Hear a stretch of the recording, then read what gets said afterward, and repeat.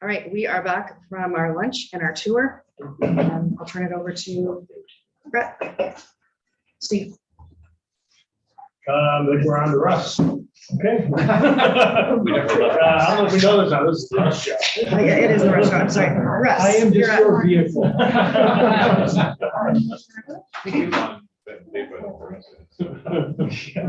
I do that?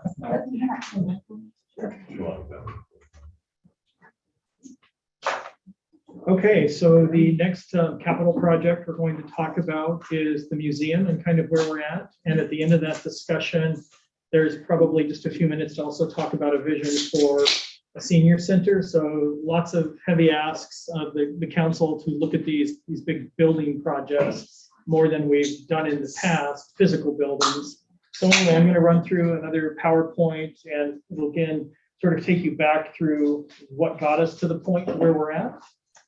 And then what are the next steps?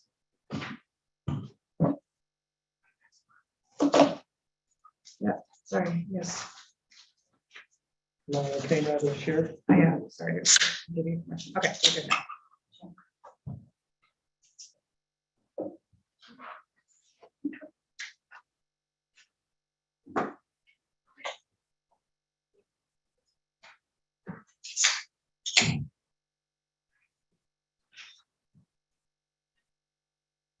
Okay. So earlier we talked about how we did the visioning for the downtown plan and that we set specific goals for ourselves. One of the first goals was building a community center. Our community center is complete with the mill, multimodal improvements. We've also talked about that a little bit, that we've done the North Lakeshore portion of Main Street, and we have grant funding for the expansion down to 16th Street. And then we have some federal asks still out there potentially to do the intersection. But again, we're moving forward on those transportation improvements. Expanding North Cove Park as sort of a central feature of the plan. We've done phases 1 and 2. Phase 3 is under construction. We've worked on bringing in that regional attractor. So we're going to be finishing out the Festival Street, which is going to be the home for all of our city festivals. When we have Aquafest, obviously the home for the farmers market. If we can bring in car shows or anything else, they're going to have a home there on the Festival Street. And the Festival Street is also acting as an anchor for this new retail development that we're looking for. We've already talked about a couple of potential mixed use projects in the queue to revitalize some new retail space down there. And then the Festival Street going back to it also offers ability for some additional either civic or retail space, and that's part of what we'll talk about. So with Millspur, to get it underway, we had to do a few things. We had to relocate the row club. That's been accomplished. They're off by the boat launch now. We had to relocate the library. We all know that they are now in the old police station off Grade Road. We had to move the Grimm House to hopefully a final permanent location that's across from the park and the War Memorial. And then we had to also move the Historical Society, and they're temporarily in the old storage facility, the police storage facility. It's had a few little minor upgrades, but it's really more of just a storage facility for them for the time being. So as part of our vision for downtown, again, as we talked about activating the space and having the civic component downtown, there had always been a conversation related to having a new museum in the downtown. So we've gone forward and had a design done and a concept for that, which would be a 2-story building, about 5,800 square feet. On the first and second floor, there's room for gallery space, there's restrooms, your storage, and all of those other things that you see in these big buildings. As it's designed, they're pretty wide open for maximum flexibility.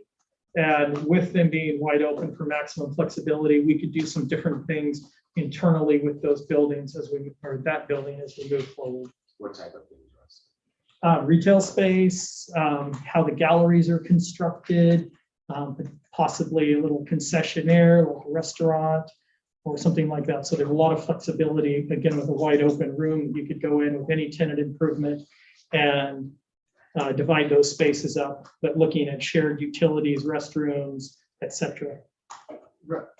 Just kind of reading your report here and stuff, and then, as Marcus asked, what kind of improvements, I guess it almost kind of sounds like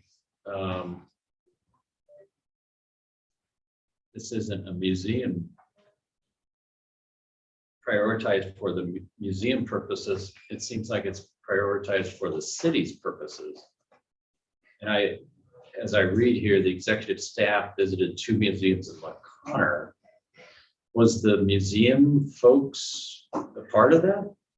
So we had a lot of conversations last year with the Historical Society on their desires for this space. Right. And again, since just trying to bring options to the council, since the funding source hasn't been identified by the Historical Society or the city, and if the assumption is the city is going to be constructing this building, just like we saw today here, how do you multi-purpose a space and bring in some sort of revenue generating portion to subsidize that space and activate that space? So that's really sort of the conversation, and from the city's perspective and management, that they wanted to experience some other museums so we could bring some feedback to the council for sort of an informed decision. But who's the revenue for, the museum or for the city? The revenue would be for the building. And so that's sort of the issue right now, is the city's taken the lead. They own the property. They've taken the lead on the design of the building. And so the assumption is the city would also construct the building at this point.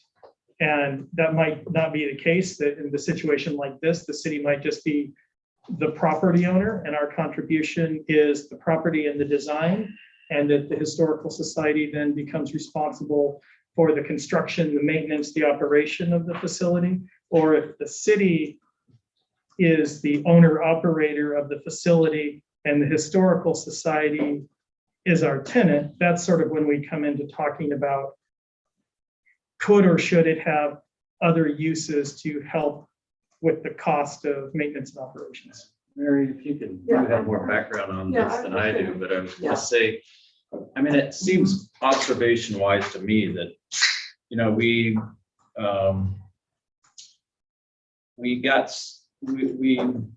for lack of a better term, got some concessions from the museum so that we could move forward. In the sense, we tore down the old museum. Right.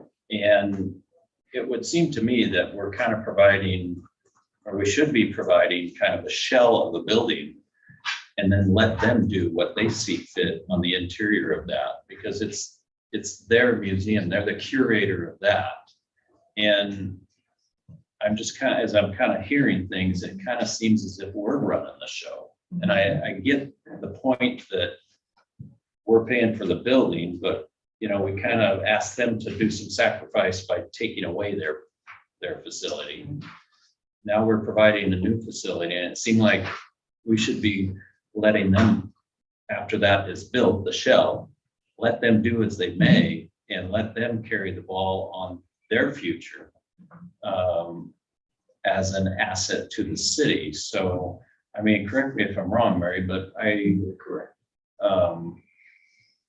kind of what I've heard from the museum committee versus what I've heard from the city side of things, it doesn't seem to be meshing very well, in my opinion. And so I'm bringing this up because I want to see success for the museum. I think it's a huge component of what you're doing on Festival Street and downtown revitalization.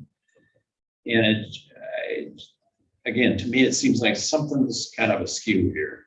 And I would agree, there have been those conversations. Again, we tried to bring in the museum in the front and had a lot of discussions about them, and that's where we've been. It's pretty much hands off on the interior design, but also, and I'll let the mayor and Jean sort of jump in here anytime, though, if you're looking at this greater way to activate the space, and to, if the city's going to make a significant capital investment, you know, maybe $2 million or something like that, how do we know that that space is going to be open to the public on a regular hour? How are we assured that there's professional staff running it? And at the end of the day, if we're not concerned with that asset being open for significant amounts of times, and I know council has expressed that in the past as well. And so that's just what we're trying to get to, is how do we,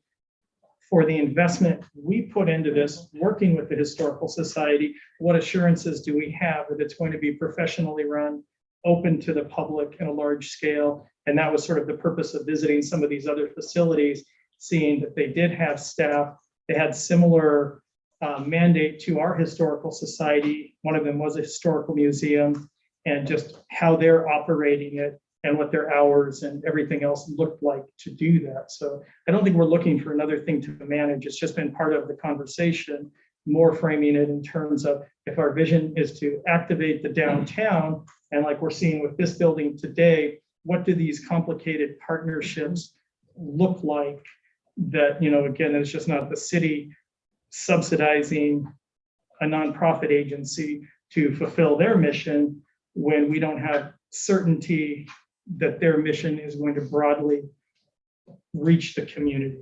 So again, Jean or Mayor, if you have any comments you want to. If I could speak.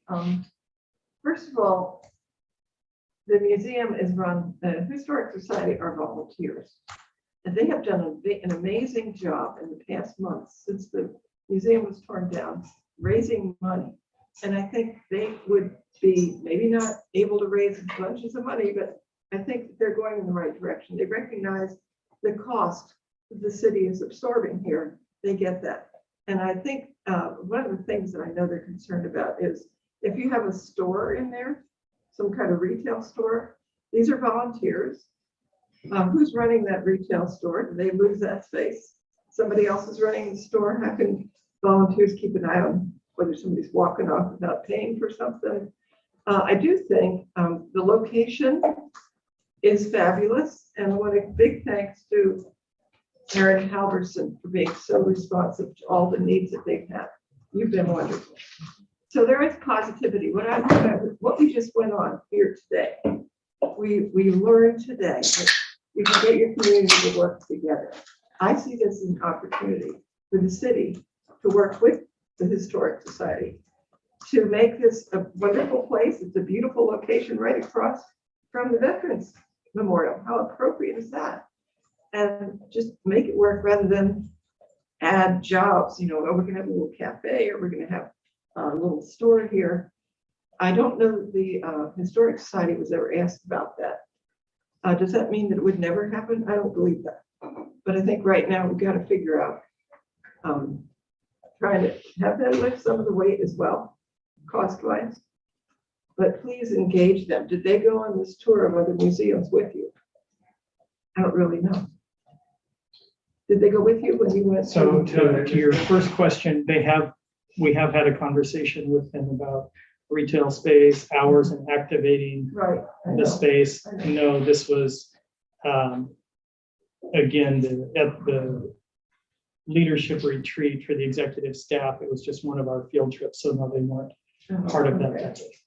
And the survey that you did, were they part of the questions were in the survey or no?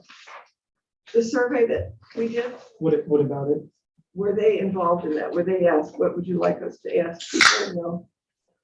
That survey, they were not. They had sort of run their own stuff, but Dawn, when she put that together, did consult Okay. with them, and they were notified that we were going to do that. Again, trying to do due diligence as the potential funding body. We wanted our own information that isn't necessarily filtered.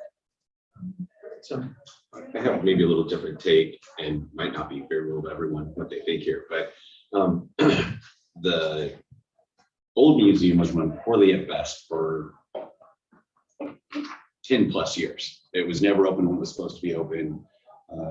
Very little resources. Half the things that were in there, I don't even know if they belong to Lake Stevens, or have historical value to Lake Stevens, as they were just donations. People would drop stuff off, and so there's several items in there that weren't even part of Lake Stevens. I think if we're going to have them, which I feel a sense of wanting to have a museum there, but if this is something that's supposed to be deliverable to the whole community, and having the museum a space where people can go in, and if the museum's they supposedly very well funded and working more, they should have a curator. They should be keeping this space open all the time for people to use. The last thing I'd like to, the other one was before, which wasn't a great spot, but it was open like Tuesdays for 2 hours, and then you go by there and it wouldn't be open. I think that they should step up to the plate, and they should have a full-time curator. They should be rotating pieces in and out. They should know the value of each piece, whether it really be translated back to Lake Stevens or not. There's a lot of fuss about the museum. We're providing a Class A space. It should be open for the public to use, meeting rooms, other stuff like that. And they should have a full-time curator in there and paying the funds for all that. This is a building meant for the whole community to use, and the museum is supposed to step up to the plate. I'm looking forward to seeing them look at a budget, look at all these things and bring it to us if we're going to provide this type of space. I feel like our tour too really highlighted the need for flexible space, and it feels wasteful, I think is the word I use, to build a building and not have it available to the community for multiple reasons, and for seniors to be able to use, for individuals to have space for whatever, making Valentine's Day cards or having a birthday party. I don't know. You're right. This is say Class A. It's a museum though. It's not a community space. It's a museum. But It's the display area for artifacts. is that short-sighted? I don't know. We have a community center less than 200 feet away from this. It's called the Mill. So trying to replicate community space in a museum, I don't, most of the museums I've been in don't have open space to do Christmas cards and things of that sort. Well, I They have guess research areas. it feels like an opportunity though, maybe to look at, maybe we don't do things the way they've always been done. Well, I would just say I agree with Angie's position in the sense that looking at it, the bigger picture and multi-use, I totally support flexible space. And I also agree with you, Gary, in the sense that like, that's not a museum. But if we're gonna put a footprint there, let's look at a bigger footprint. If you can put in, this building's 26,000 square feet. How big? The current one is about a couple thousand square feet that they have. I mean, the old one wasn't that big. So along that perspective, Russ, refresh my memory, that the second floor of that is a little bit bigger than what they used to have. Yeah, it's probably almost triple the size of, at So, least 2.5 times the size of what. so if you took just the building that's been conjured up, you could fit the museum on that second floor and have the whole first floor down for whether that's coffee shop, retail shop, whatever it is, that provides some additional value to downtown, and it attracts people to go look at the museum. Yeah. Right, like, hey, let's grab some coffee, let's go up on that veranda above, off the museum, and they walk through the museum, you actually get visitors through that museum experience. And you have vendors operate that cafe Absolutely. and that, The it's museum not doesn't the do it. museum's. Yeah, museum has their separate space on that second floor that if they're not there for the day, they can close it. But that bottom space is still open. One of the things we gotta remember on this, and I know you guys are very well aware of it, but that's primo space in our city. I would suggest that we have another museum with the committee or the museum committee folks, because I don't think that's what they're envisioning, is to replicate what they had. They're looking to, in my communications with them, they're looking to increase their presence and invest in that museum and create a museum, not a closet space like they had. Right. And I guess that's what I'm missing here, is I don't think that communication is happening, because you're talking about providing a space on the second floor that is equal to what they had. They're not thinking that. And so there's somewhere here we're missing. Yeah, no, they've been very upfront that they want to expand their collection. They've been very upfront with that. Why aren't we providing an area that's equal to what they had? I have a question, and they have shown that they have funds to have a full-time curator and do all this. And We've not seen a funding strategy. Yeah. I think we need to have a funding strategy before we start saying that. What does a professional curator cost? $100,000 a year? For a full-time curator, does that group have $100,000 plus a year to run that? Well, do they have the infrastructure for paid employees? I mean, Yeah, probably not. no.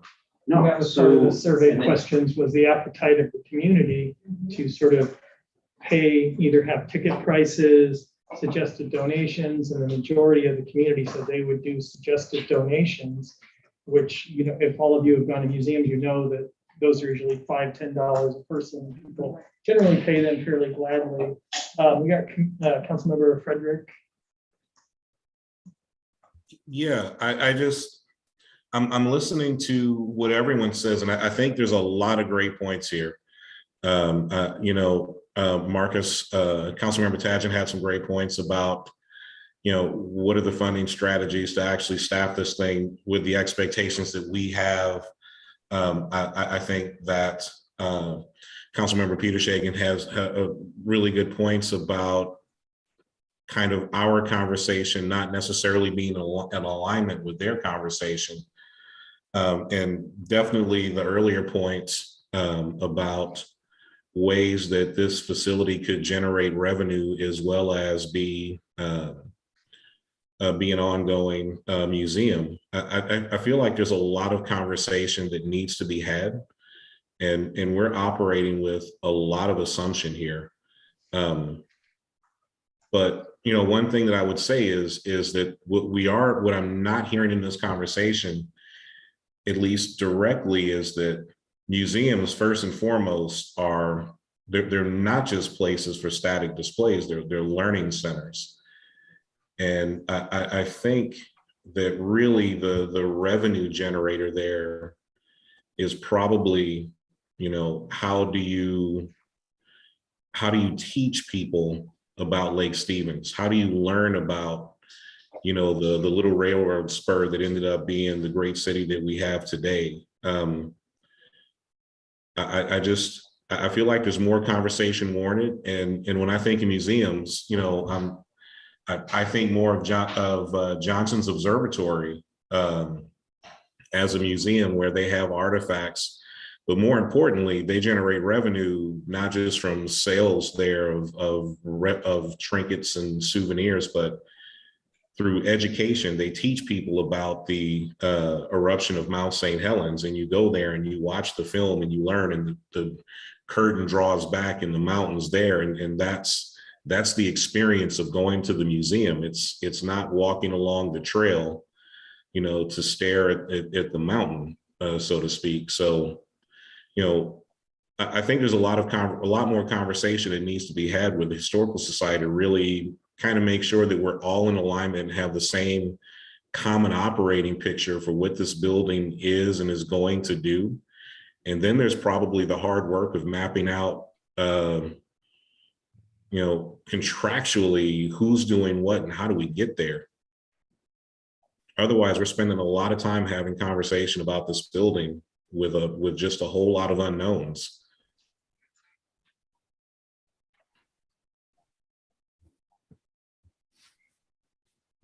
I'm going to agree. I think we table this for now until we have more information. Talking about this seems so premature.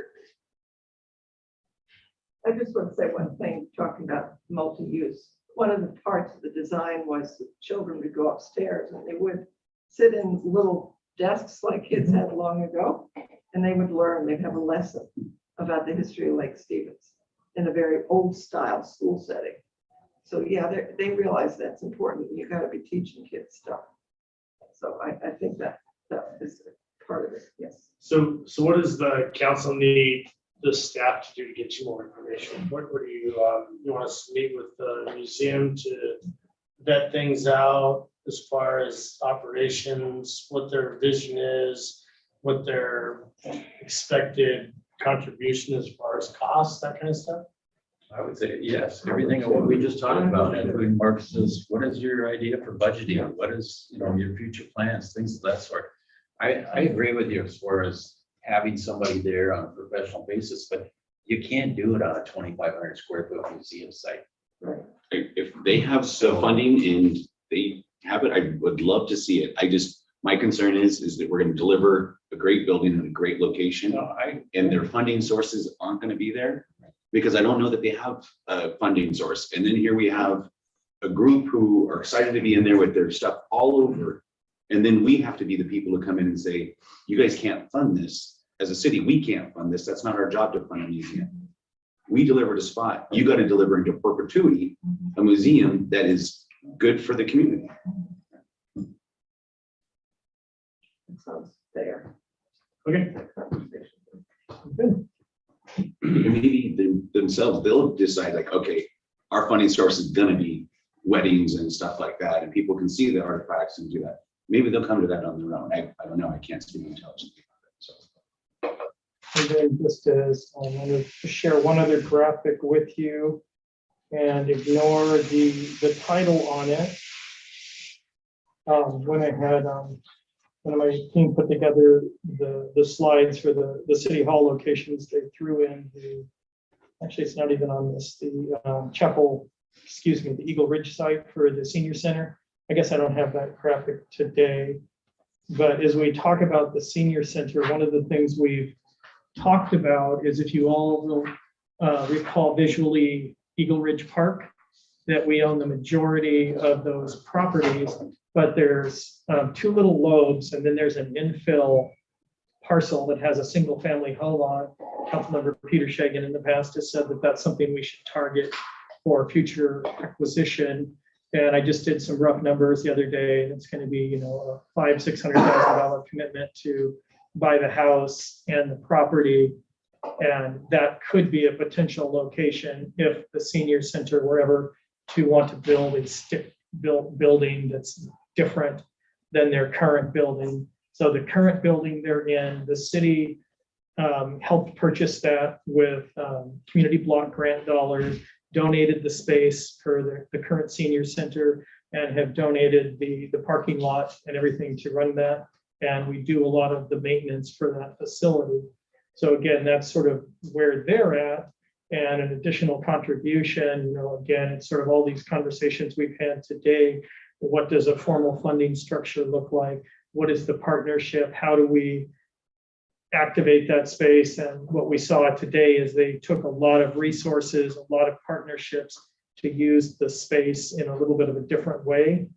A couple of years ago, when Gene and myself, and I think a couple council members and former Mayor Spencer visited a lot of community and senior centers, that's the message we heard from them as well, that they're not just singular use facilities anymore. They have to be opened up for, just like we're doing with the mill, like they said they're doing here, opening it up for weddings, birthdays, private events, and trying to find as many people as you can to activate a space. And I like how they said here that they've tried to make this multi-generational. It's, core purposes as a senior center, but it's also all of these other amenities that come along with it.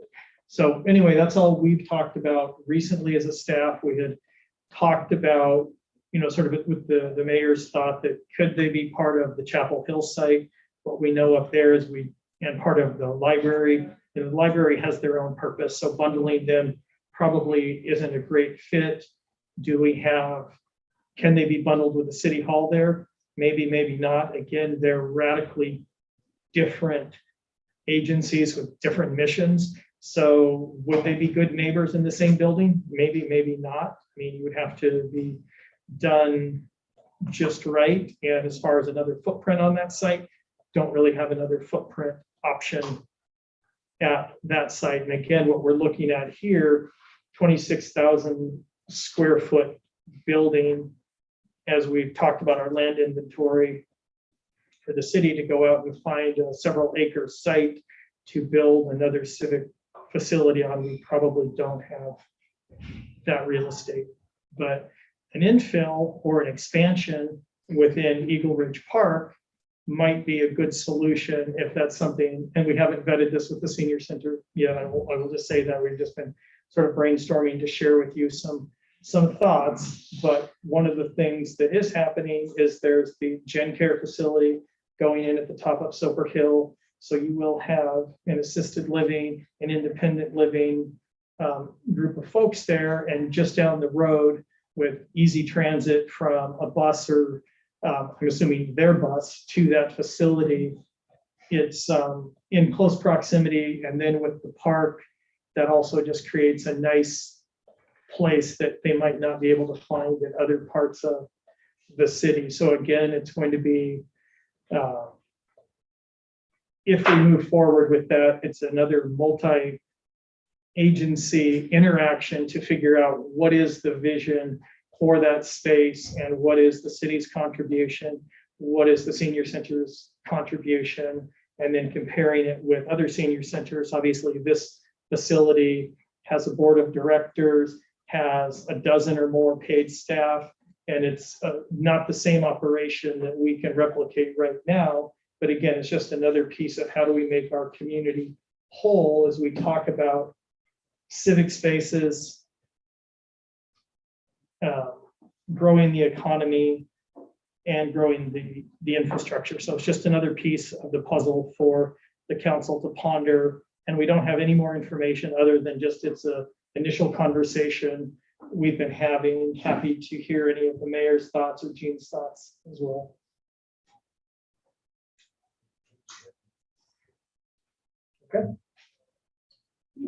Is this an appropriate meeting to have our senior representatives offer any comment? I can step out of this. No. Do you have any comments? Well, comments is, our mission statement is basically what the mission statement is here, is what City of Lake Stevens mission statement. We are here to help other seniors and the community, period. Whether they are seniors yet or not, we are restricted by square footage to do even partially what they do here. Of course, 26,000, that's a dream way up here. I never even imagined that, but I can see what the way they did it here is a money-making operation. And that's what we, as a senior center, need also. Then we can contribute more than we do now to city, children, everybody, but we haven't got there yet. And the existing building, we can't even really add on to it because of the septic system and so on and so on. What are you going to build on? We can go out towards the old barn and that's it. But it doesn't even begin to solve our problem. Because here they can do multi projects at one time. We can do two, maybe. A little room, a big room. That's it. So, that being said, sure, that's a dream of mine and the seniors. And the park is great as far as I'm concerned. We don't have to be on Chapel Hill. Russ, with the development that's going on at Soper Hill Road, is there any off-site road improvements that were tasked besides the roundabout with that development? No, their project was just to correct the intersection, but through our capital planning, we do want to do curb gutter sidewalk on probably the west side of Soper down to Lundeen or Lake, wherever down the lake. So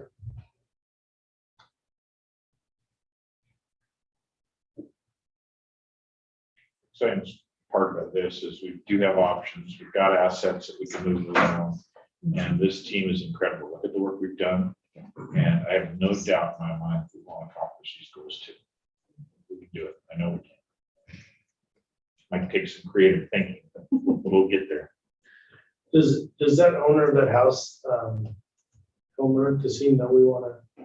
we're going to be submitting a first right of refusal to them. Is there any discussion, Aaron, with the sewer district regarding capital facility plan or running the trunk line up Soper Hill Road? I'll ask. Yeah. I'll try to find out. I don't know the answer to that either, but. They're updating their comp plan now. Right. So if that's something that we want to try to leverage. I would imagine it's included because it's all septic, but we were moving that around, that if we do sidewalks, might as well put the sewer line underneath and knock it out. And it's not that insurmountable up there, if you look at it. There's a ditch line we have to contend with, but some of the work's already done as you get down closer to where Kim lives, that's widened and so at any rate, not insurmountable, and it's a pretty cool location up there next to the woods. Right. And that's good fall. Yeah, you could gravity align from there down. They go in the right direction. Yeah. Let me put another positive here. If Jill were here today, Jill Neese, she would talk about the park they hope to do behind Senior Center, which thrills the heck out of me. The idea of having a theater right there. And we were even talking, I don't know if it was Gene or who, about putting like a porch on the back of the building so that the seniors could be standing out there watching or hearing music or whatever. I thought that's another way we can bring it together, bring the young people, the seniors together. Yeah, and it is, yeah, if we want to talk about the park side, you all know we do have a funded park project. We're going to go to design this year of that, probably construction the following year. And that does have an amphitheater, more parking, get the playground built out. And then other conversations, again, we're talking about multi-generational activation. We're also working with the Mountain Bike Alliance to get some trails and mountain bikes going on the backside of that property. And as far as expanding the senior center, though, one thing we do have to keep in mind is the majority of that park was bought with RCO or land conservation and futures dollars. So has to serve that purpose. So we have to be careful. That's why we've talked about keeping the senior center sort of in its footprint where it is. And then if we expand it, it would have to be purchase of another property where there are not deed restrictions to what can be built there. But if you did that in that piece of property and build a building like this size, basically, let's just say we picked up this building, put it right there where the house is, it's gonna go past those boundaries. Right, you would, Would we be able to extend those boundaries to build a building like this? we can buy back some of the property from RCO if we refund them whatever the cost of that property acquisition was. So yeah, we can change footprints around. Obviously, a 26,000 square foot footprint is not realistic, but a 10,000 square foot footprint or an 8,000 square footprint, something like that is doable. More like if you took the mill and plopped it up there or in place of the current building and then put parking over there or some outdoor space. I mean, yeah, or traded that space to push the senior center back into the park. I mean, there's all sorts of ways that you could noodle that.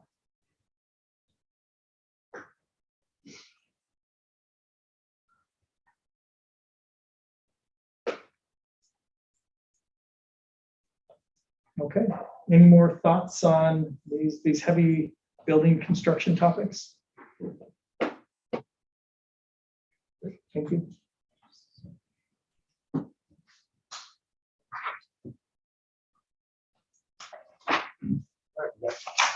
Shannon Aaron, and we're strategizing whose computers we can use.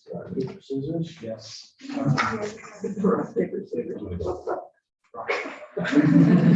don't want to tell people. Contrary to the rocket there. Can I share my screen? Oh, you should be able to, yeah, oh boy. I joined the meeting too, I Kelly, do you want to help them? One of them's presenter. Which computer do you guys want to use? will use mine, I Shannon. joined the meeting already, I think. I Yeah, just okay. need to be- I see you, Sharon. Oh, No, You I didn't went, catch it. no, Aaron was in my way. sorry.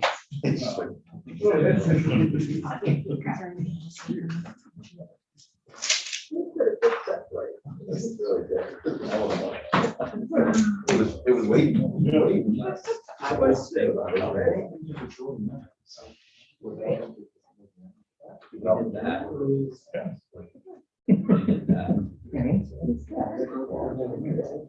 Shannon, can you accept my invitation to bring you in?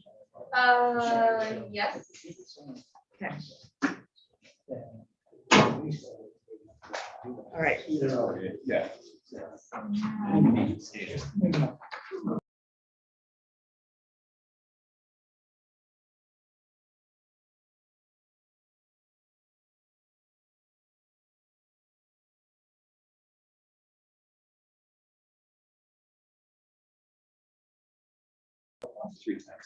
Okay, we're back.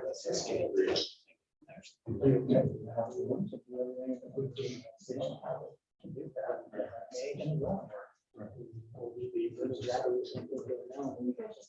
little delay. Yeah, it catches up a little faster, I think. Yeah. All right, Shannon. Okay. Everybody ready? Shannon, you are up. Okay. Wait 10 minutes. Buckle up, everybody. So thank you so much for having me here today. For anybody that's online, Shannon Front, I'm with the city. I'm the surface water coordinator. And today I'm going to present to you the surface water study options for the downtown area to address some of the flooding issues and infrastructure needs that we have identified to help transport surface water.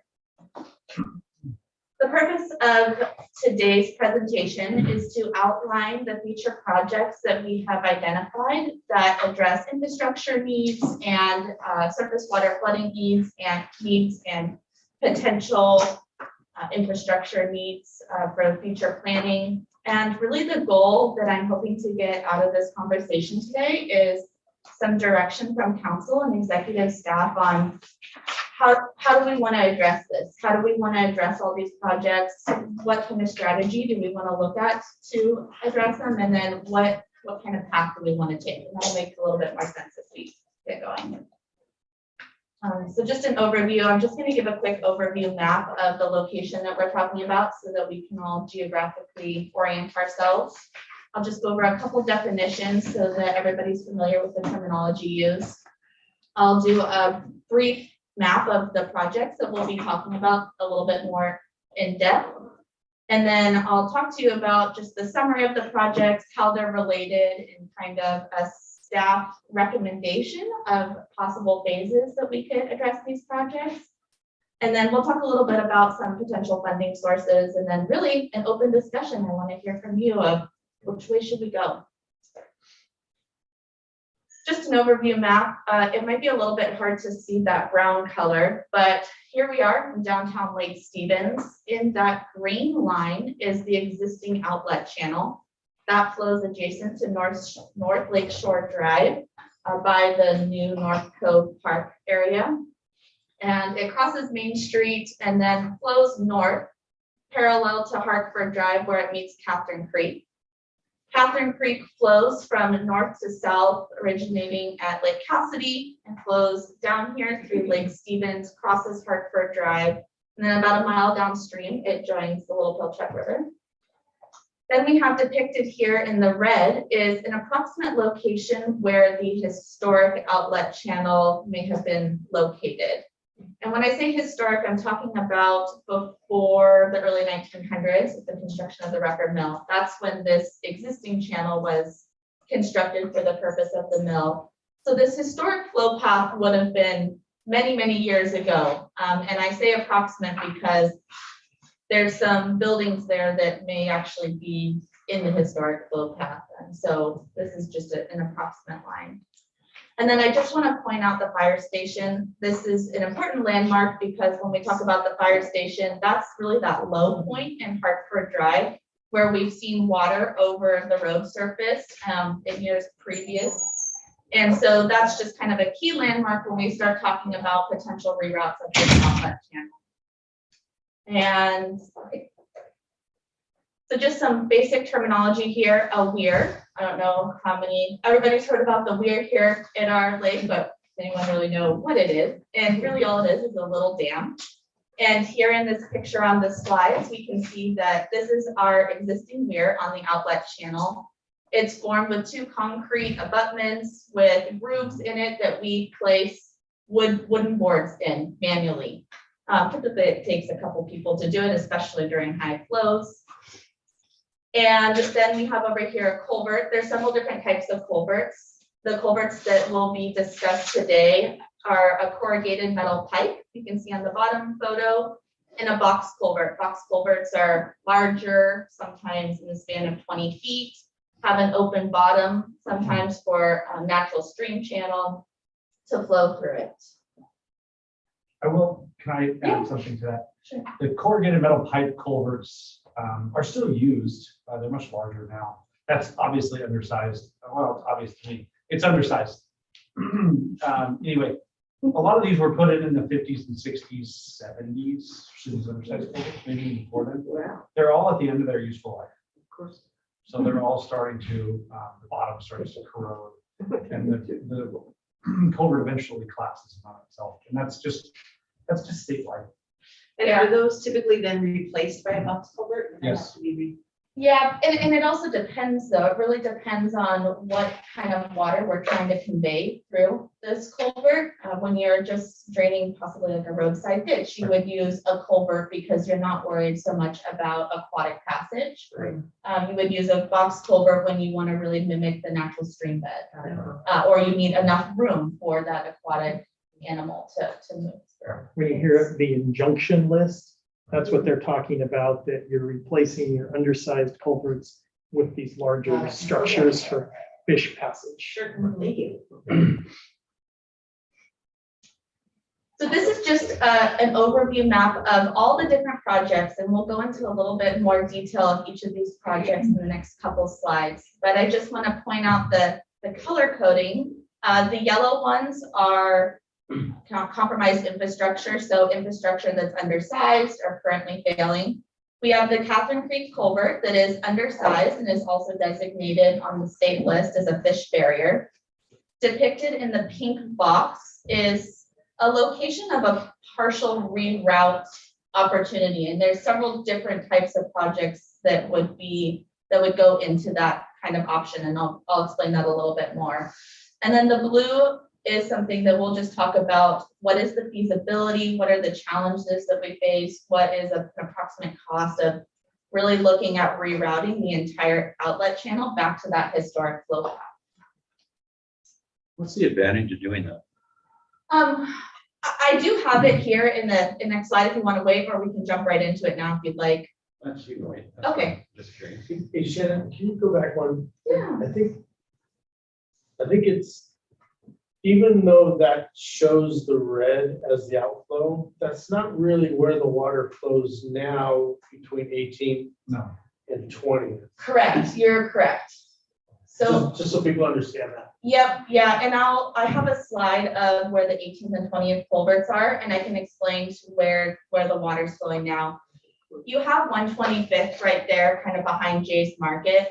And currently the water is directed from 18th, it goes north and it flows into a ditch that's parallel to 125th. There's another culvert that are underneath the driveways to access those duplexes there. The water actually then makes a 90-degree angle in the constructed ditch where it flows then parallel with 20th Street, then another 90-degree angle to get through the two corrugated metal pipes or culverts that are located underneath 20th, where it then flows through a channel behind that shopping center there into the existing outlet channel. So we'll see that, we can see it a little bit closer up in the next couple slides. So here's the Weir. What's wrong with the Weir? This Weir is outdated. It's also failing. The water is circumnavigating the Weir, and it's actually flowing around the abutment into North Lake Shore Drive. We don't really know the extent in which it's flowing under and how much has possibly compromised the road. And that's something that we really need to look into soon. But the point being is the Weir is outdated. It is failing. It is cumbersome to adjust the boards to account for the lake elevation when we have inflows coming into the lake and our ability to get water out of the lake during certain times of the year. I will note that we have made a couple improvements so far. That picture on the top is from 2019. You will see some gravel bars in the vicinity there of the Weir. And then the picture down below is from September of 2021 after the dredging project. One of the things that we accomplished with that project is we took out all the high spots in the outlet channel that were actually acting as that natural barrier to be able to really bring down the lake level to that design elevation what the Weir was put in for. So, and the other issue we had too was we had one of those bottom boards that was actually buried. And to my recollection, it's been in there probably since 2017. And we were able to get that out. So yeah, the Weir is operational as it was intended.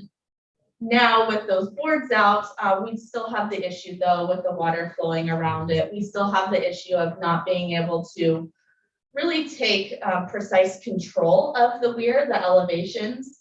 It's also a fish barrier. When we have all of those boards in the summer months, there is no way for fish to travel from Catherine Creek through the outlet channel into the lake and back and forth.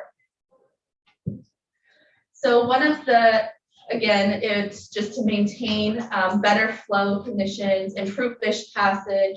One of the other things that we really need to look at when we talk about replacing the weir is some sort of sediment capture. And what I mean by this is over the years, we have seen sediment deposition into the lake, likely from surrounding areas, beaches and stuff around the lake.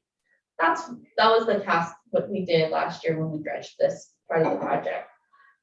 We really don't want to get into a position where we're needing to dredge this channel on a regular basis. It's not really environmentally friendly. We're not going to get a lot of agency or tribal support to do so. So in updating the weir, we really want to look at what are some options to create a sediment trap. So capture all that sediment before it gets into the outlet channel and deposits in the channel, and then starts creating one of those natural barriers where we're not able to reduce the lake level anymore because we have so much sediment deposition. Try and jump in on that real Yeah. quick. So what you do is you create an area where water can move more slowly adjacent to this primary stream channel. When the water slows down, it drops its sediment out. And so what you would almost create is sort of like a pond that's probably into the park, a small pond area. And that pond could be maintained. Instead of going into the channel and having to defish the entire channel, which is really expensive and environmentally, not environmentally friendly, you would just defish this pond area, bring an excavator in, clean out your sediment once a year. It's not uncommon. In fact, there's a facility just like that in Lake Forest Park, the jurisdiction I used to work for. And that facility worked great. How does an automated weir improve fish passage? So the automation part doesn't exactly improve fish passage. Just a new weir in general would have some way of allowing fish to move through. So whether that be just the design of it, likely some kind of channel around it that would allow for a reduced amount of flow, but would allow for fish passage. The automated is really neat because we really could automate this based on our lake level sensor that we already have installed in the lake. And just knowing the rate of flow out of the lake based on the channel geometry, you know, we really could design a weir that uses those different sensors and even our rain gauge and really automate to the lake level that we've identified as a target. Very So Shannon, how did the dredging affect the outflow? Well, we've seen a lot of really positive results with the flooding. We have not had those high lake levels like we did the year prior and have property damage around the lake.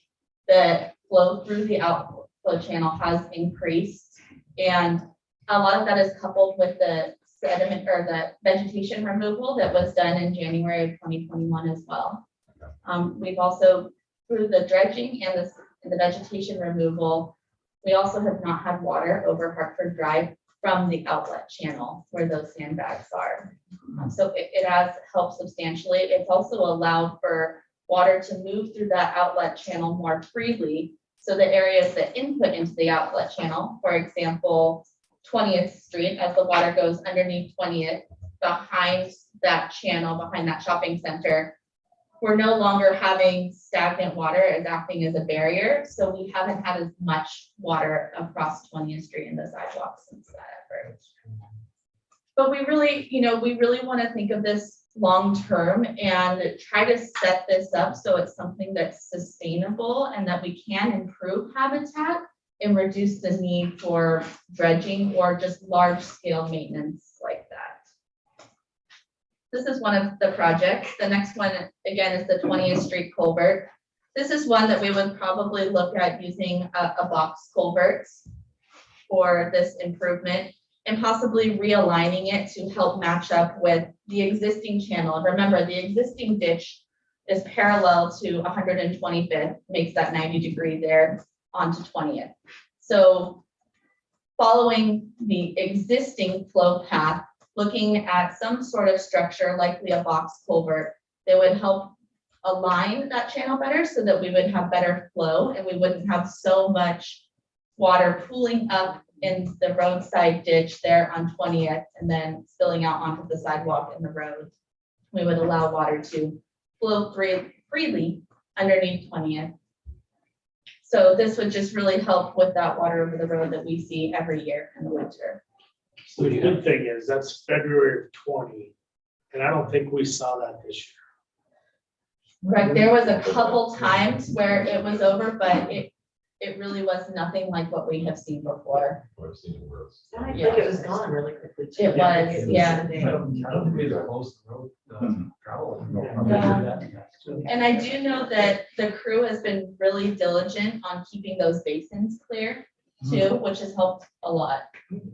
So what happens here is the stream channel, like you said, follows 125th, Correct.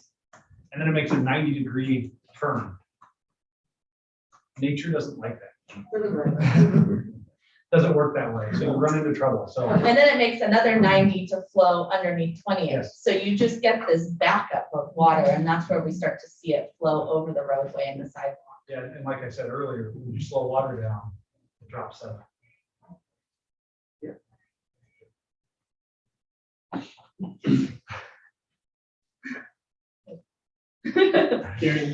Similar situation that we see here on 18th Street. We have another undersized culvert. Really, in this location, we have water coming from the wetlands south of 18th Street, flowing underneath 18th through an undersized culvert. So you have water backing up and flowing over the road. Then we need to make another smaller 90-degree angle to get it into the ditch to flow parallel with 125th. That corner is where we've seen water over the road there, and that's because we're trying to get this water to make a couple 90-degree angles and push it through a really small opening, and it just doesn't naturally do that. So this is another area that's identified for infrastructure improvement to help with roadside flooding. The Catherine Creek culvert underneath Hartford Drive, right now it's 2 48-inch corrugated metal pipes. Almost all the time those pipes are underwater. That's never really the intent with the culvert. When it's underwater or you see a rust line all the way to the top, that's a really good indication that it's undersized. This crossing is also on the state list as a fish passage barrier. There's been a couple studies run by Sound Salmon Solutions, Gray and Osborne, looking at what would it take to replace this crossing. Some of the preliminary modeling really does show a bridge, and likely a bridge on the scale of 40, 50 feet possibly. We really start running into the downstream being the confining factor when we start talking about the bridges. So really anything more than 40 feet isn't going to make as big of an impact because you still have the channel trying to get to that downstream, and that there's no room for the downstream channel to widen or move or any kind of option there, if that makes sense. One of the other issues that we identified in the lake level study that the city did with David O Consulting was because we have such undersized culverts here, when water tries to flow from north to south underneath Hartford Drive, at high flows, we're not able to maintain that same flow rate underneath Hartford. So you get this backwatering effect, and that has the potential of contributing to that residential flooding that we see there. So opening this up, allowing the water to flow through freely, not only restores the fish passage, improves habitat, but may also help reduce some of the residential flooding that we see north of Hartford Drive. When you talk about the impact downstream, are you saying that we would have to make the downstream improvements before we do the Catherine Creek culvert? No, I'm saying that the downstream is confined and it really becomes our hydraulic control. So whether or not, if our bridge is 40 feet or 80 feet, it doesn't really make a difference because that water is still having to get down to a certain size channel downstream. So some of the discussion with the agencies when we start talking about design is well, you have a large floodplain upstream, therefore you should have this large bridge to accommodate it.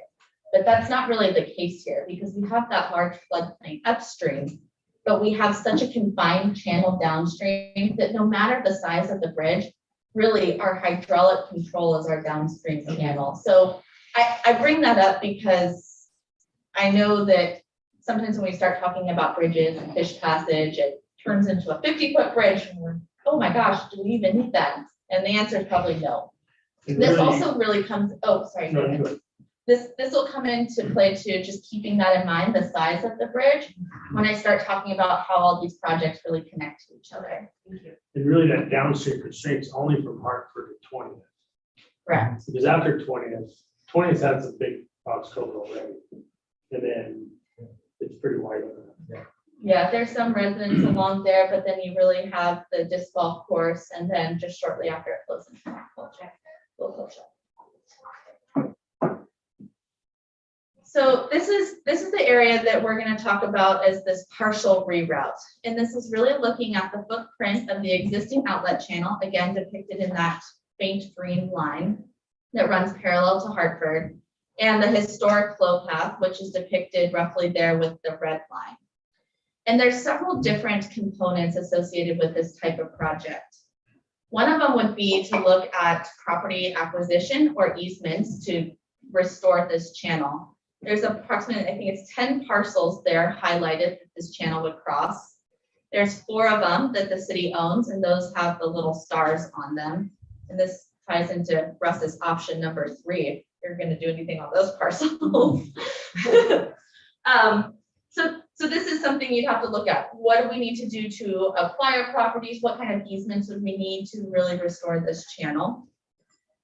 We would again have to put another fish passable structure, either a bridge or a box culvert, at that low level on Hartford Drive where the fire station is. Remember at the beginning of the presentation, I indicated that fire station is one of our landmarks. That's because if we were to reroute this northern portion of the channel, we would need a way to get the existing outlet channel across Hartford Drive and north into that wetland complex. We'd also have to restore the channel. Right now, it's just a faint looking ditch. We'd likely need to open it up, restore it, put some habitat features in there, do a whole floodplain restoration type project.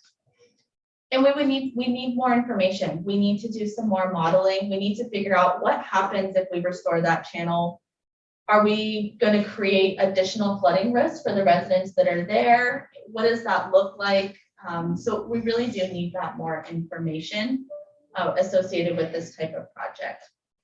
And then of course we'd have to do the crossing. How many residents are we talking about? I can see 3. There's 10 lots, 4 owned by the city.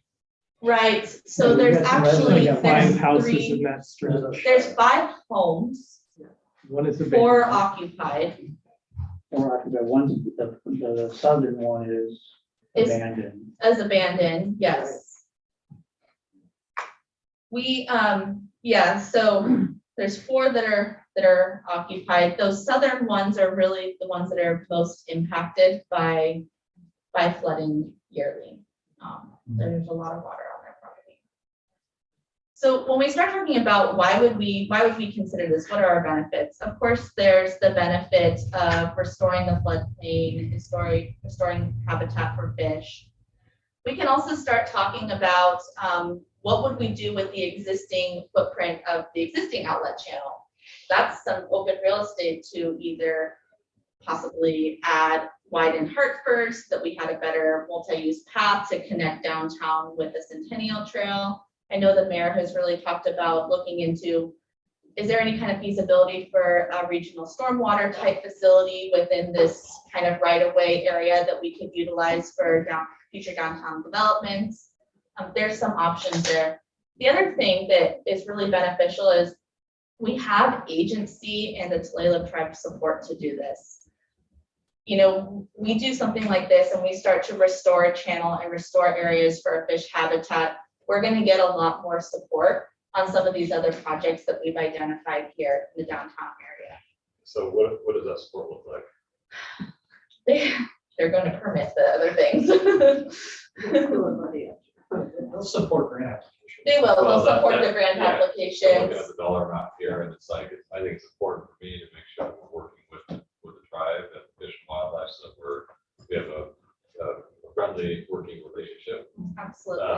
And they have, extensive knowledge that we can benefit from, so. Yes.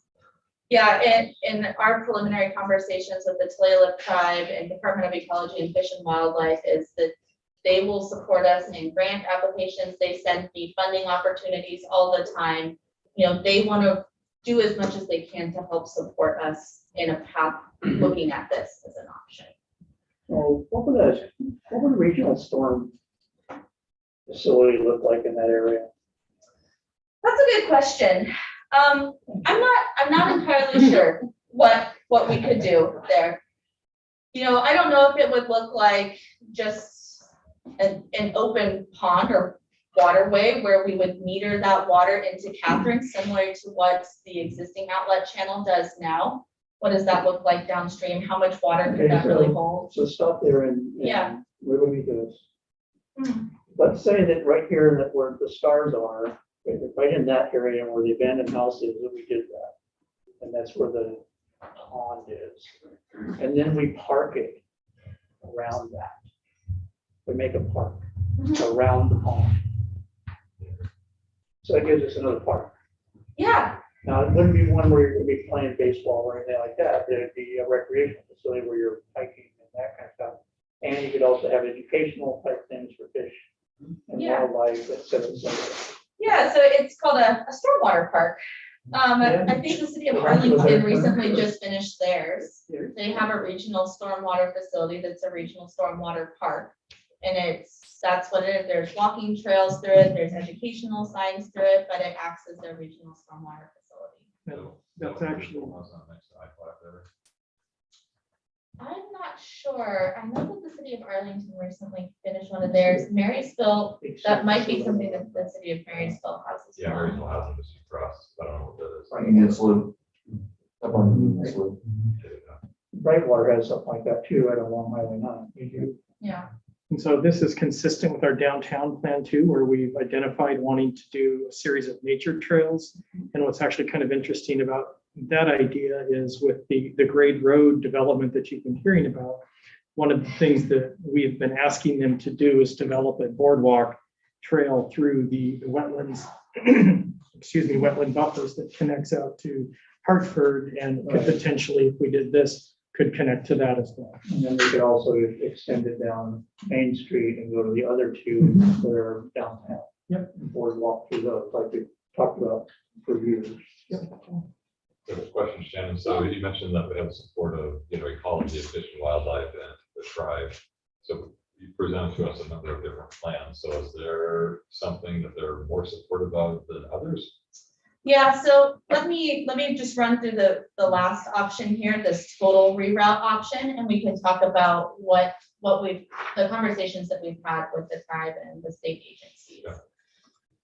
So this is kind of this other option. We talked about the reroute of the northern portion of the outlet channel just north of Hartford in the previous slide. So now we're going to just talk about what does the feasibility look like? What do the challenges look like if we were to take on rerouting the entire outlet channel? And as I stated before, this flow path that I have depicted here is somewhat close, maybe not exactly what the real historic flow path was.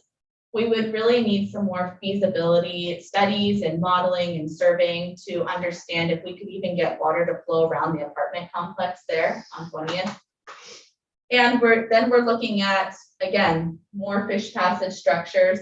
We're looking at one there on Main Street. And this is just important to note because I know that Main Street is coming up for a project here in the near future. Again, we're looking at that 18th Street culvert or box culvert or bridge. 20th Street, another one there on Hartford by that fire station. And then of course we would need to do Catherine as well. We're talking about channel restoration, not of 1,500 feet approximately with just the northern portion. We're talking about 4,000 to 5,000 feet of channel restoration. Again, property acquisitions or easements to even restore this channel and or construct it, and then some more modeling. You know, if we're going to reroute all of the flow from the lake back into this historic path, what's that gonna look like to the surrounding properties? You know, we really need to understand that relationship. And of course, the Catherine Big Crossing. So now that I've presented all of these different projects, I want to just kind of put it together.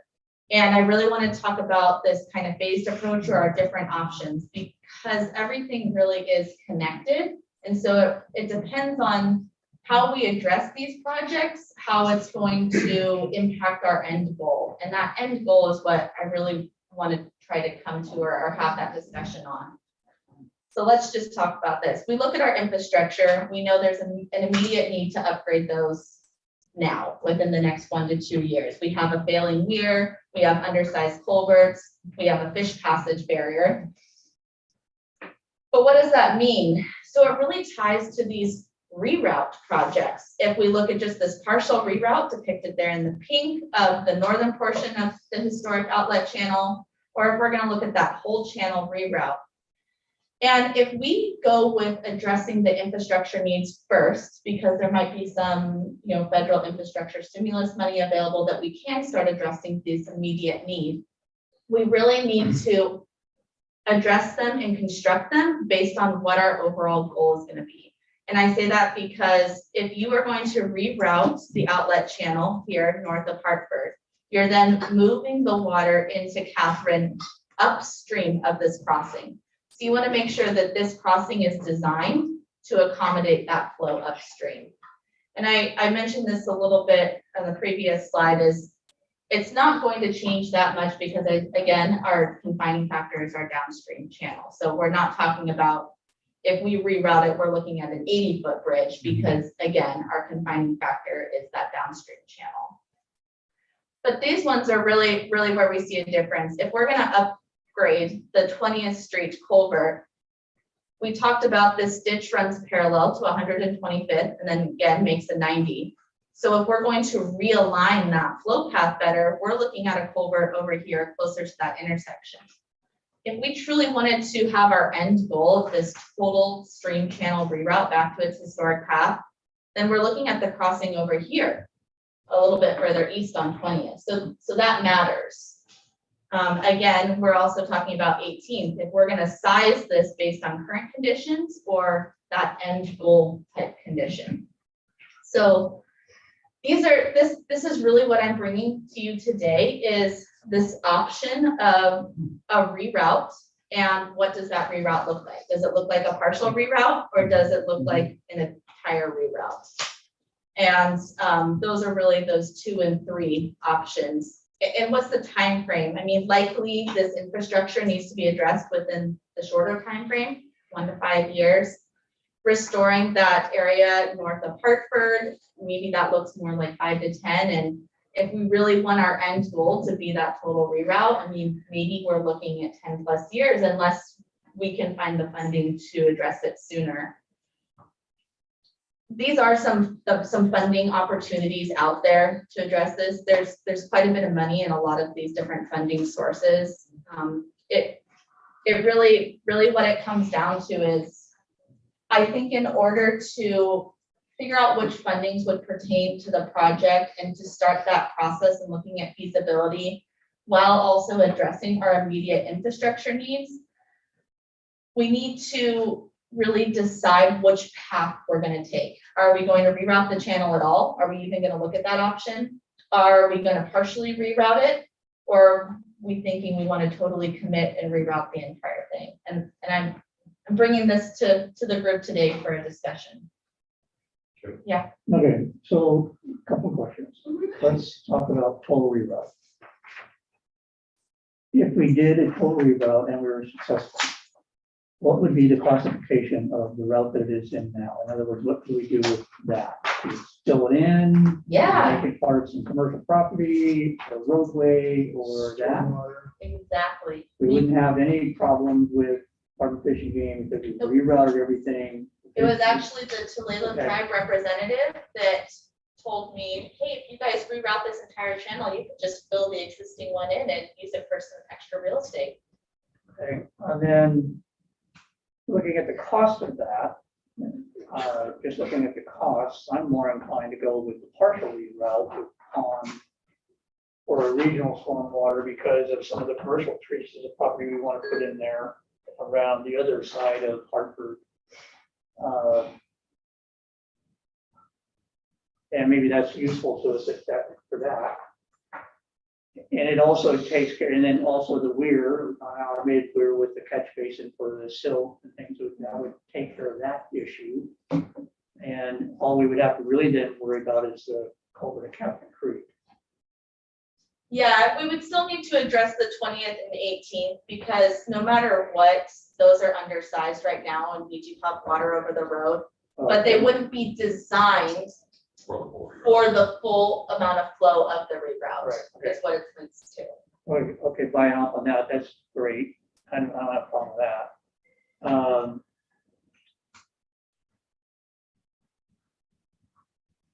I forgot my third point.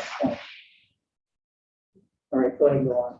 I'm more inclined to go with, right now, the way I'm looking at it, I'm more inclined with partial reroute, stormwater pond, automated Weir than that. I think that would serve us the best. That's just my opinion. There's 6 others. Well, and with a partial reroute, it's a good start. And if we thought we could do more, we could do more. But I think partial reroute is a great start on mitigating flooding downtown, creating some stormwater collection, and creating some walkability also if we did some storage. So how do you avoid duplicating effort? So like Shannon was saying there, the 18th Street and 20th Street culverts, the placement is contingent on both size and location on, you know, whether or not we do a full reroute or not. So let's say we do a partial, and we still have to replace the culverts at 18th and 20th because of failing, and there's, so I'd hate to put in a smaller one and then I could say, hey, we're going to put in another one, you know, 100 feet up the road. So how do we avoid doing that? I think you work it backwards, right? Like you do the Catherine Creek, then you do what I would call the firehouse culvert, right? And then you improve that, the fish stream behind the houses. And then you could study and decide the 20th and the 18th. And we could do the Weir concurrently with that. Yeah. Right, and we could do that, and because we have seen so much less water over the sidewalk and road this year with all the improvements that we've made to the outlet channel, I think that does buy us a little bit more time to do what the mayor is suggesting. If we didn't want to touch 18th and 20th just yet until we figured out if we're really going to commit, or if it's even really feasible to reroute that entire portion of the channel, then we work our way backwards. We know no matter what we end up doing, that Catherine Creek culvert needs to be upgraded. That's a no. We know that the Weir needs to be upgraded now, but remember, if we're going to spend $1 to $2 million on a new Weir, and then if we decide to reroute the entire channel, then we don't need that Weir anymore. Right. So it's complicated, but I really do think that if we're feeling like it is really worth our interest to find out if we could even get back to this historic path, then maybe what we need to do is focus on the Catherine Creek culvert and see if we can get some grant money for some feasibility studies to see if we can even get it to that historic flow path. And what, you have an estimated cost for that? For the feasibility? Feasibility, and then how long would we expect that study to take? Yeah, Aaron, do you have an insight on that? Yeah, so I've done this before. I did this at Lake Forest Park. We have a flooding problem on State Route 522. We have a lot of FEMA dollars. I sold that for years. We resolved that problem. I think we can replicate that here. But to answer your question, I think you need to spend $50,000 to $100,000 just to do a quick feasibility study, just to see what you get, and then we can buy in more. You need to buy additional modeling for innovation, which would require us to go out and do some survey and find out where these finished floor elevations are on the buildings, and how much water we're going to add. But just to get out of the gate, you're going to spend that $50,000 to $100,000 just to get an understanding of what you're up against. But what do we have? Because we just finished a pretty good study on most of this, right? And we have a good model. Sorry. sure. Oh, go ahead. Well, we have a good model, and it's relevant to this, and Shannon knows more about that. We do. The model that we have really focuses on, the recent modeling that we've done really focuses on the existing outlet channel and looking at just the feasibility of that channel to convey enough water through it to reach our targeted lake elevations. And I think we've proved that so far, as with our existing conditions now. We haven't extrapolated that when we start looking at climate change and increased development around the city, but for now it works, but we have to remember that it just works now with this existing condition. And we've looked at that northern portion of Hartford a little bit, and then that interaction with the outlet channel on Catherine Creek. But with the lake level study that was done and completed in November of 2020, prior to me starting here, they looked at just a general feasibility of rerouting this entire outlet. And I think maybe other staff can contribute to what came out of that. I know that it was not considered a priority at that time, and they really didn't take that feasibility any further to look at the elevations and do any kind of modeling in that area. Sean has his hand, he's had his hand up for a little bit. Oh, sorry, go ahead. No worries, no worries. I realize I'm the odd person out here. Put my glasses on, I couldn't see the hand. Is this historic outlet channel a natural channel, or was it simply an older man-made channel? It was a natural channel. Okay. I think in general, I would actually support the feasibility study to determine if it's feasible. I would actually support the full outlet channel reroute, recognizing that this was kind of the natural flow of water. If it's still in fact feasible. I realize that, the topography is likely changed because of development over the history of the city, but I'd be curious to see what that study would reveal, whether or not it made sense to do the full channel reroute, recognizing that this is a $15 million cost over what would end up being a 10-year long project.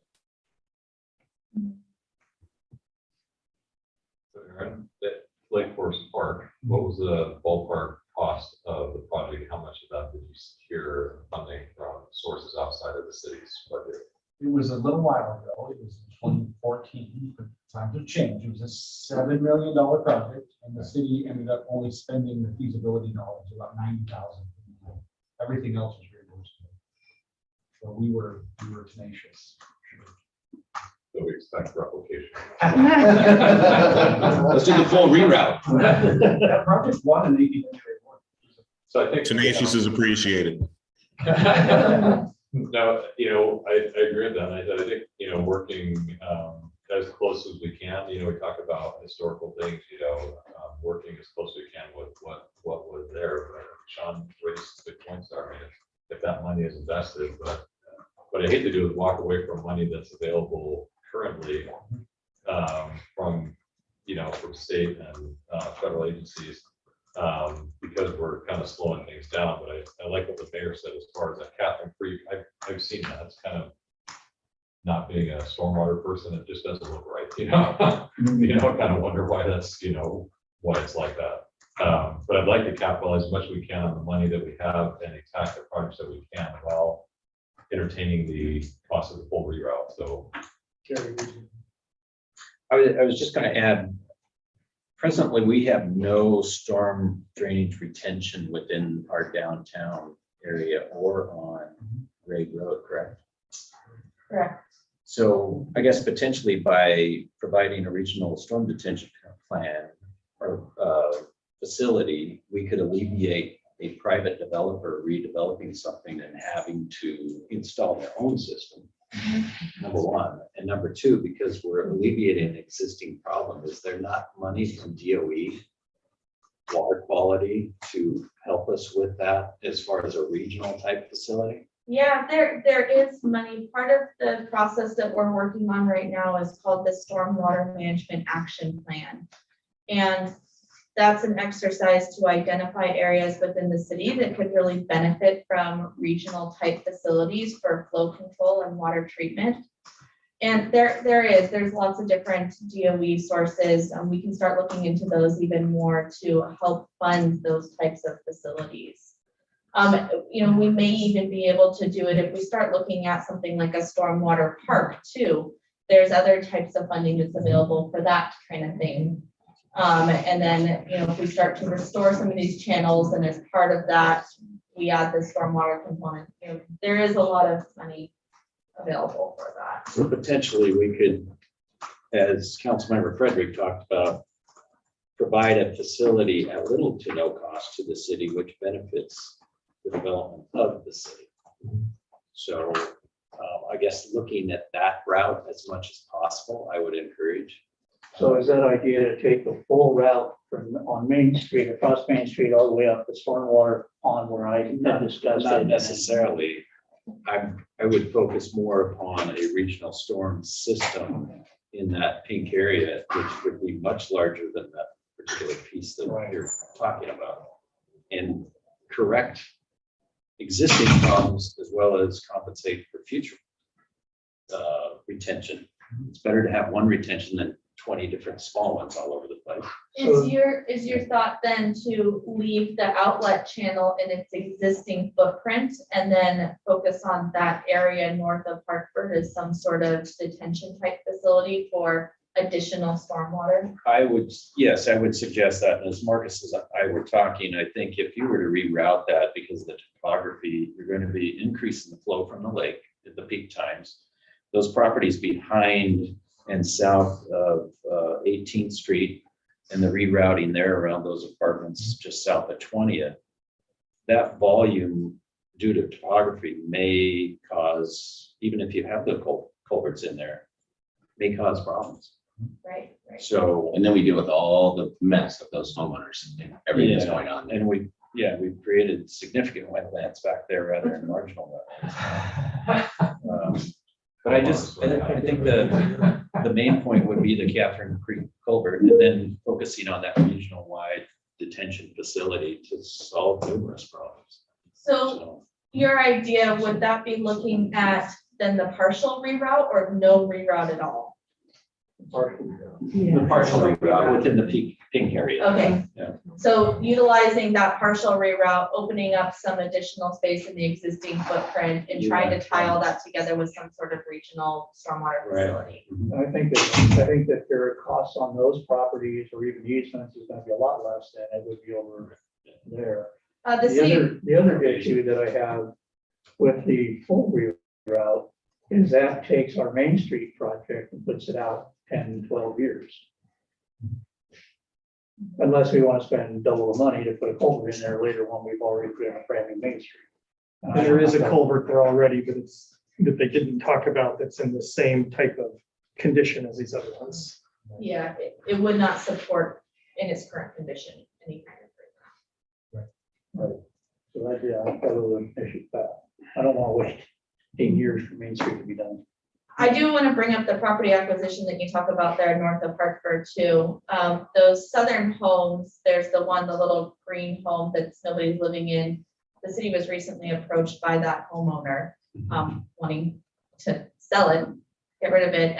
There's also a vacant lot there that's 2 properties down from that home that I think in the past the city has been approached by that homeowner to get rid of their property at a reasonable cost. I think same as Garrett. That's just looking at. I didn't bring any stickers that you guys could put on these options. So do we have a good consensus that we should get a sooner than later study on the partial reroute portion of this plan and start, because right now there's a lot of infrastructure dollars, federal dollars out there that we can do at least the Catherine Creek one, if not the fire station culvert, and prepping that the route of that flow. It seems like regardless of what happens with the flow, we have to do Catherine Creek and the 20th Street Culvert, right? Like those both have to be done. So one of the culverts that's not up there, Angie, that she doesn't have up there is, there's gotta be a culvert across Hartford right there. Oh, sure. Yeah. So there's actually two So- culverts within that partial Okay. reroute. But I agree with you, 20th, I think also has to have one, just because of the flooding. So can we do Catherine Creek and 20th and get those federal dollars and move forward? At the same time, we're looking at a study, trying to get a study for the reroute. We could, so just remember, 20th is really tied to what type of reroute we look at. Because if we're gonna say, we really need to find out if it's even feasible to follow that historic flow path all the way there through Main Street, that's gonna depend on where the 20th Street culvert is. I guess I'm not hearing any support for a full reroute. Okay, Am I? Sean was. Yes, Sean. That's not true. I absolutely support the full reroute. The odd man out. Did you get rid of him? So, but if you do the Catholic Creek and the fire station culvert, then that fire station culvert ends up creating much more capacity for all the water that hangs out downtown. And then it kind of changes the depth, the hydrology of downtown. I hang out with really smart so it really could change what the 20th even looks like. okay. Yeah, the fire station culvert though really goes hand in hand with all the other projects that we outlined there in the pink box. Because you really have to look at what properties are going to be impacted by moving that flow there north of Hartford when you route it through that fire station culvert. I'm gonna get back to it.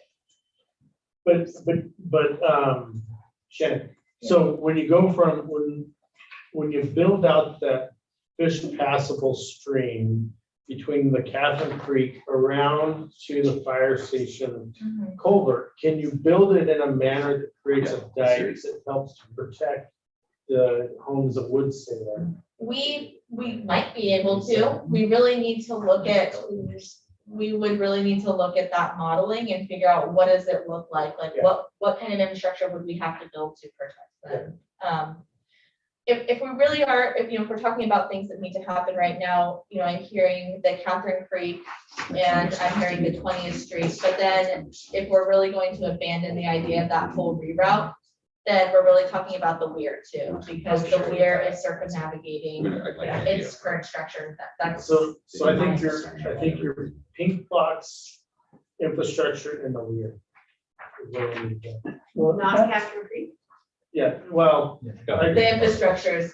yeah, I consider that. Oh, gotcha. Yeah, it's only orange because it has a fish passage on it. Where does the backflow coming this last year, the backflow came across Hartford from, it came from the north side, across the south side. Where does that come from? Just all that wetland? Yeah, so all of the homes here north of Grade Road, actually all of the stormwater is conveyed down there, Grade Road, and it all outlets into that historic ditch just north of where the library is. So if we now. do the stormwater facility there, we take care of all Yep, maybe. Yeah.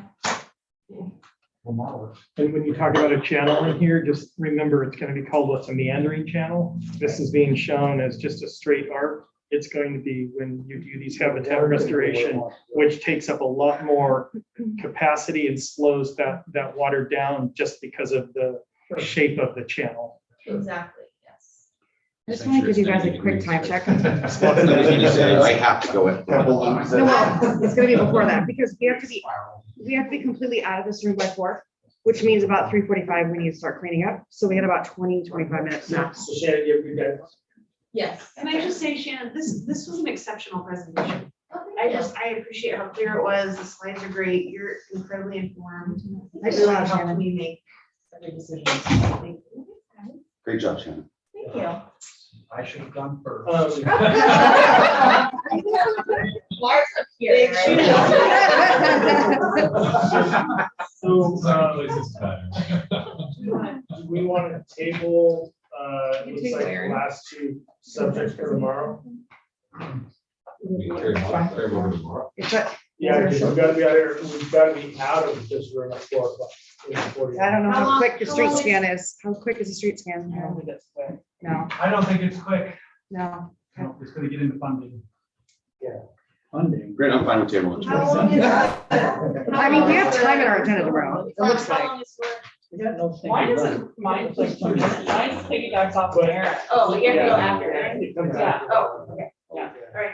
It's actually kind of already involved in his, and then I just kind of. Russ isn't here, but I know he wanted to try to finish this, the stickers, but I think we need to have the other conversation, don't we?